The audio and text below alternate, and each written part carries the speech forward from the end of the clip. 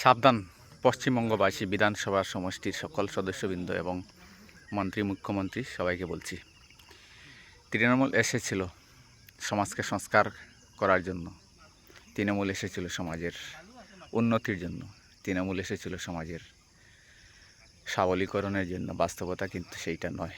কেননা বিষ যদি কোনো একটা ভালো খাদ্যের মধ্যে এক ফুটাও পড়ে, তখন সেই খাদ্যটাই ধ্বংস হয়ে যায়, বিষাক্ত হয়ে যায়।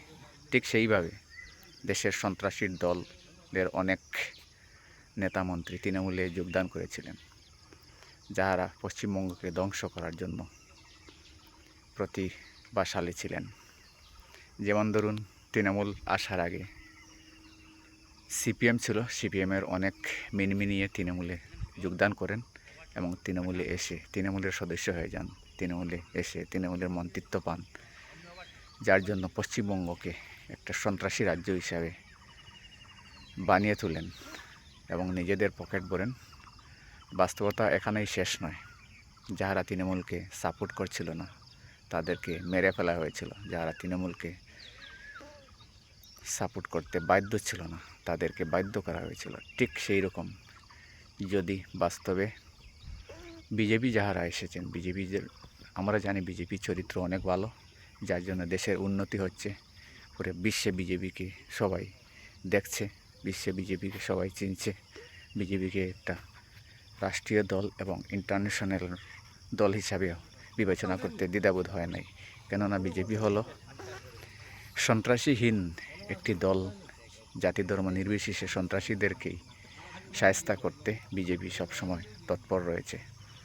ঠিক এইভাবে যদি তৃণমূলের সদস্যরা মিনমিনিয়ে মাপ চেয়ে নানান অঙ্গভঙ্গিমায় বিজেপিতে এসে আবার তাদের চরিত্রকে প্রকাশ করে, তখন বিজেপি সেই ঠিকভাবে ধ্বংস হয়ে যাবে।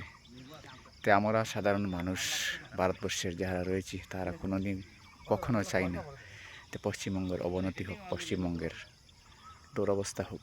ঠিক সেইভাবে সেই রকম তৃণমূলের সদস্যদের পারমিশন দেওয়া উচিত নয় এবং বিজেপি ঠিকঠাকভাবে দোষীদের সাব্যস্ত করে শায়েস্তা করুক, এটাই সমাজের মানুষ চায়। বিজেপিতে অনেক সদস্য রয়েছেন যারা অনেক ভালো গুণী জ্ঞানী মানুষ রয়েছেন, তারা যাতে ঠিকঠাকভাবে মন্ত্রিসভা থাকতে পারে এবং সমাজকে সংগঠিত করে রাখতে পারে। এটাই ছিল আমার বক্তব্য। ধন্যবাদ। আমরা অনেকেই রয়েছি পশ্চিমবঙ্গের বিজেপির জেতায় উৎফুল্লিত এবং খুশির প্লাবনে প্লাবিত। ধন্যবাদ।